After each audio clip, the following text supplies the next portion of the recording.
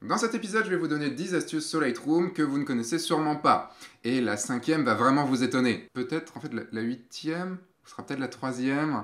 Non, ça sera sûrement la cinquième qui va vous étonner, en fait. Ou peut-être toutes.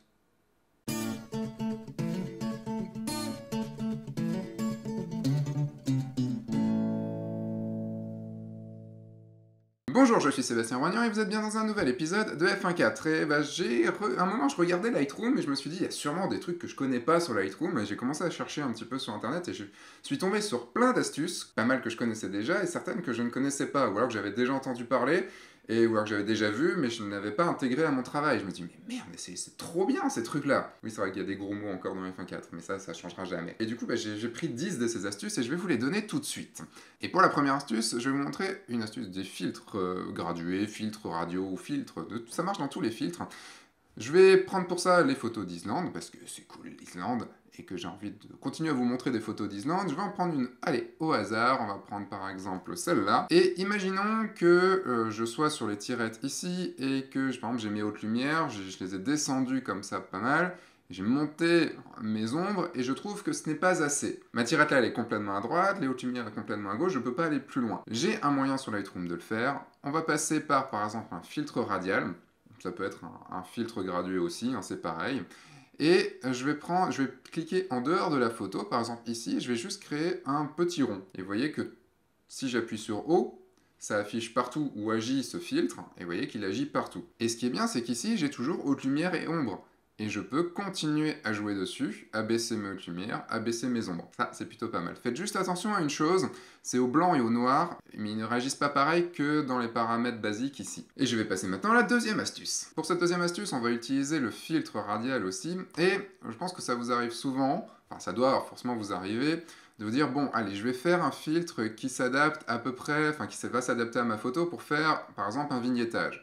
Hop, je le prends là, je le place ici, c'est à peu près bon. Je mets un petit peu moins d'exposition et ça me fait un vignettage. Il y a un truc beaucoup plus pratique pour ça, vous appuyez sur CTRL et vous double-cliquez sur le rond ici et il s'adapte directement à votre image. Vous voyez, les points sont arrivés directement sur les milieux, donc ça fait un rond qui s'adapte totalement à votre image. C'est une révolution même, c'est totalement une révolution ce truc.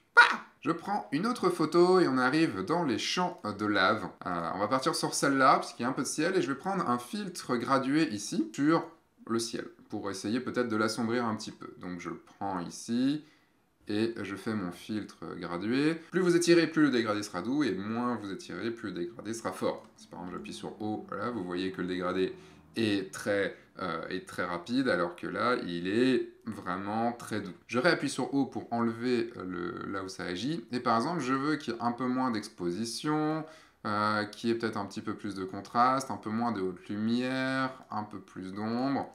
Là, je me dis, ok, c'est bon, c'est fait, ma photo est faite, je vais faire autre chose, et je reviens, je fais, ouais, j'y étais un petit peu fort. Donc je peux me dire, bon, bah, je vais réduire un petit peu là, mais il y a plus facile. Vous pouvez appuyer sur Alt et vous allez venir sur la petite pastille ici et vous voyez que votre curseur change. Et si j'appuie dessus, si je vais sur la droite, ça augmente l'effet de mon filtre. Si je vais vers la gauche, ça le réduit. Et proportionnellement, vous voyez les tirettes sur la droite, je peux pas les montrer en même temps, mais vous voyez les tirettes sur la droite, elles s'augmentent ou diminuent proportionnellement en fonction des premiers réglages. C'est quelque chose que vous pouviez faire avec le plugin The Fader, et que vous pouvez faire maintenant, donc du coup avec ça, et si vous cliquez ici sur le petit triangle là, vous passez à Effet, et c'est pareil, ça refait en gros la même chose, ça refait la même chose. Voilà. Et ça, c'est ultra pratique. Dans l'astuce numéro 4, on va aller voir un mouton, et on va utiliser le pinceau. Le pinceau, vous le connaissez, j'ai par exemple ici, je veux peindre un petit peu moins d'exposition dessus, je prends ça, je peins, hop, c'est fait, et au pire, je peux revenir dessus si j'y étais trop fort. Il y a des fois, on a envie de peindre droit. Alors, pas forcément ici, j'ai pas choisi la bonne photo, mais par exemple sur pour un bâtiment ou autre chose, on a besoin de peindre droit. Et c'est pareil que sur Photoshop. Par exemple, je clique à un endroit, j'appuie sur Shift, je clique à un autre endroit, et vous voyez que ça m'a fait une ligne droite. Je continue à cliquer, et par exemple, j'ai fait un triangle comme ça super facilement. Ça marche aussi ici. Sur Photoshop, c'est génial, et ici, ça marche. Je savais même pas que ça pouvait fonctionner. J'ai même pas essayé un jour d'essayer ça. Même pas un jour, je me suis dit, essaye ça, Seb. Dans l'astuce numéro 5, je vais vous parler du bouton Alt. On va sortir des filtres et vous connaissez sûrement le bouton Alt avec haute lumière, ombre, blanc et noir. Par exemple, si j'appuie sur Alt et que je clique glisse ici, on peut voir que tout ce qui est en noir là est bien exposé, tout ce qui est en blanc est cramé, et inversement pour les noirs ici, tout ce qui est en blanc est bien, et tout ce qui est en noir est bouché. Donc ce qui permet en fait de venir régler juste ces corrections d'exposition bien comme il faut, et là je suis sûr, je n'ai plus rien de cramé ou de bouché. Mais ce Alt va servir dans beaucoup d'autres endroits de Lightroom. Si j'appuie sur Alt, vous voyez ici, ça change. Par exemple, de présence, on passe à réinitialiser présence ou réinitialiser tonalité. Je peux par exemple faire des réglages ici et réappuyer ici pour le réinitialiser, tout en appuyant sur Alt. Il y a plein de choses aussi. Par exemple, là, on peut réinitialiser région, enfin voilà. Et je voulais vous montrer dans les virages partiels, parce que des fois, on va utiliser les virages partiels. Vous savez, c'est pour donner une couleur, par exemple, au fond, au sombre, ou une couleur au clair.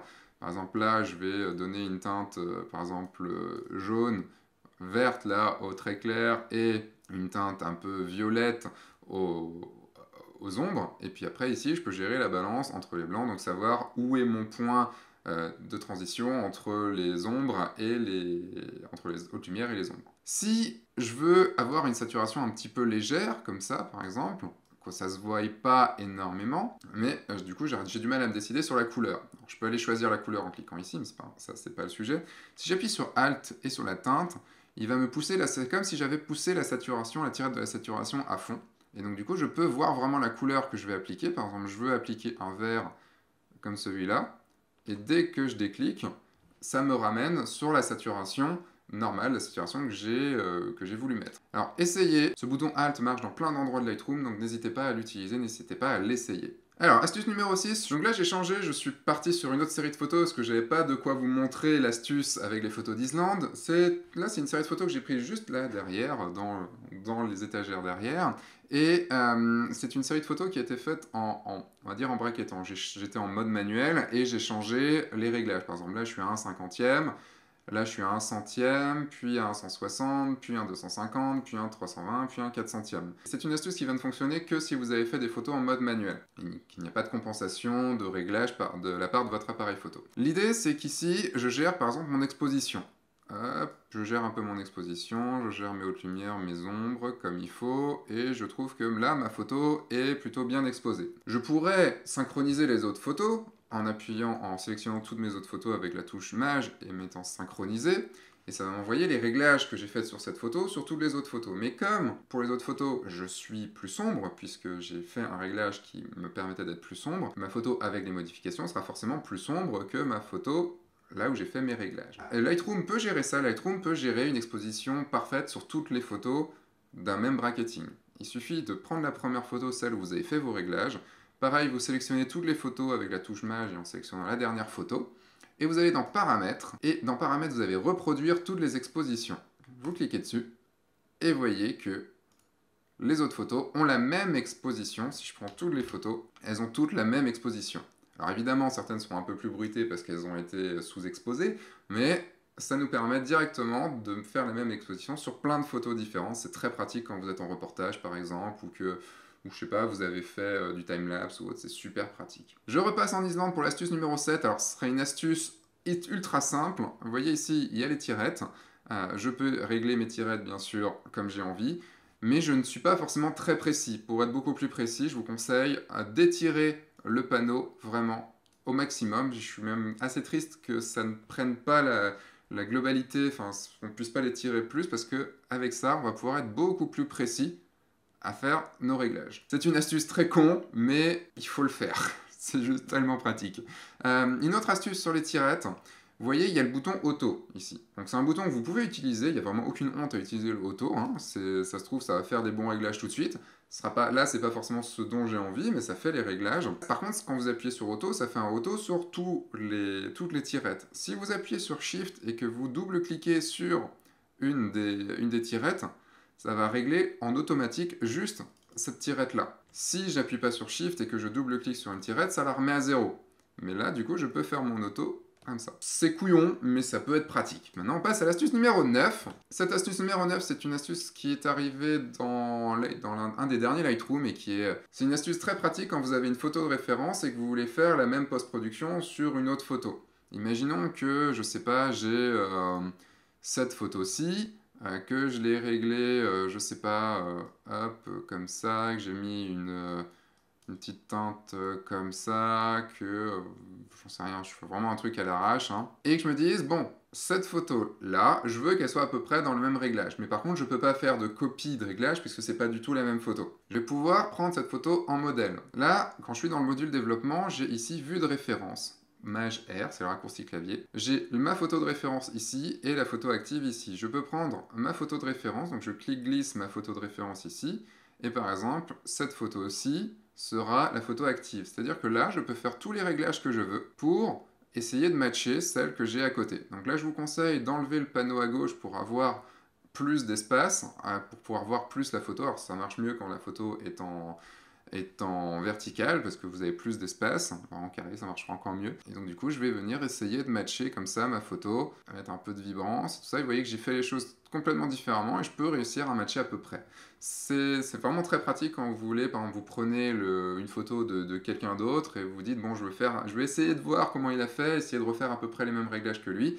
Vous avez la photo à gauche, la photo à droite et vous travaillez sur la photo de droite. C'est très pratique aussi. Et la dernière astuce sera, alors c'est une astuce aussi un peu bête mais qui peut vraiment servir. Vous voyez, quand vous sélectionnez plein de photos, par exemple là j'ai sélectionné une dizaine de photos, le problème ici dans les métadonnées, donc dans la bibliothèque, c'est que c'est mis en mixte. Pourquoi c'est mis en mixte ? Parce qu'il y a plusieurs photos et que les dimensions ne sont pas les mêmes, le copyright, normalement, il devrait être le même, le nom de fichier est forcément pas le même, et des fois, on a besoin de voir les métadonnées que d'une seule photo tout en ayant toutes les photos sélectionnées. Pour ça, c'est assez simple, vous n'avez qu'à cliquer sur métadonnées, dans le menu métadonnées, et appliquer les métadonnées pour la photo cible uniquement. Vous voyez que là, on récupère toutes les métadonnées de la photo, donc la photo cible, c'est celle qui est en surbrillance. Vous voyez, ici, elles sont un peu moins en surbrillance que celle-là est plus en surbrillance, donc je peux changer ma photo, hein, je reste et je vais cliquer non pas pour changer ma photo en surbrillance, ma photo principale, je ne vais pas cliquer en dehors de la photo mais sur la photo, sans rien appuyer sur le clavier, vous voyez, je change la photo principale et mes métadonnées changent ici. C'est pas une astuce de ouf, mais elle peut vraiment vous sauver la vie dans certaines situations. C'était quand même 10 astuces, c'était quand même 10 bonnes astuces. En tout cas, moi, il y a certaines que j'utilise. Dès que je les ai connues, je les ai utilisées pour ma post-production. Voilà, c'était 10 astuces sur Lightroom. Je vous dis à dimanche prochain. Vous pouvez cliquer sur les liens qui s'affichent avec le lien pour s'abonner à la chaîne. N'hésitez pas à mettre un pouce bleu si vous avez aimé cet épisode, même si vous n'avez pas aimé. Vous pouvez cliquer aussi pour récupérer une formation gratuite sur le site ou aller sur le guide Ultime Lightroom, un guide de plus de 4 heures qui va vous aider à maîtriser Lightroom. Maintenant, je vous dis à dimanche prochain. Entre-temps, sortez, faites des photos et amusez-vous. Au revoir.